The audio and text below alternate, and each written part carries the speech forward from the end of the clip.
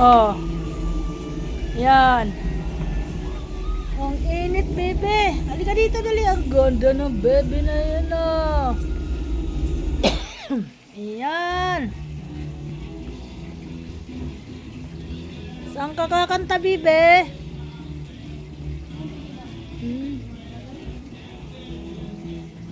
Yan, order ka. Abon. O-order siya ng abon. Yan mga guys. Nagulat ako. Ako may kinakalikot dito sa lamisa ko. At yung asawa ko parang naglilihi. Nagpaluto naman ng mga kung ano. Bumili siya ng manok. Prito siya ng manok, oh.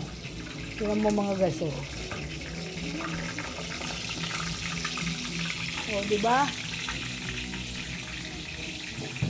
Yan. Yan yung kanyang hapunan. Piniritong manok. Dalawa lang ang binili.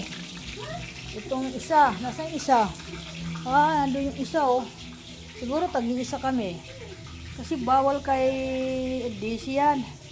Yung manok na yan. Kasi mangangati siya. So, binilihan na lang siya ng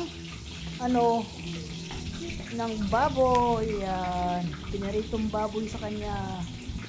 Yan. Kasi allergy. Tapos ako magigisa ako ng adobo ako ng kangkong. Haluan ko ng tukwa. Yan ang halo. Yan. Para maiba naman yung hapunan namin ngayon. Nagsawa kami kagabi. Guys. Yan. Kangkong, oh. Ito yung adobo kong kangkong. Alam mo kasi di ako kakain ng kanin. Kasi nasusobra na ako sa kakain. Masakit na akong balakang. Kaya sabi ko sa asawa ko, inuubo na naman ako mga guys.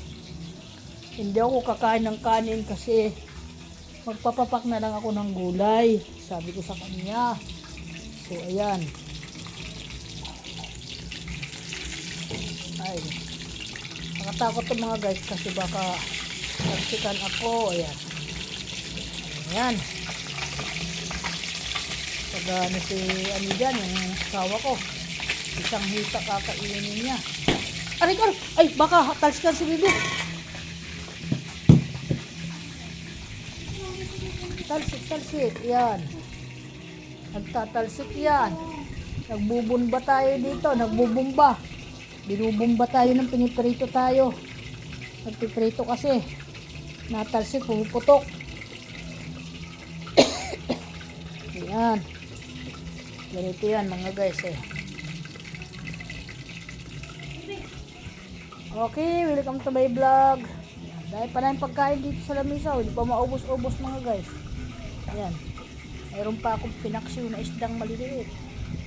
Ayan. Okay, bye-bye.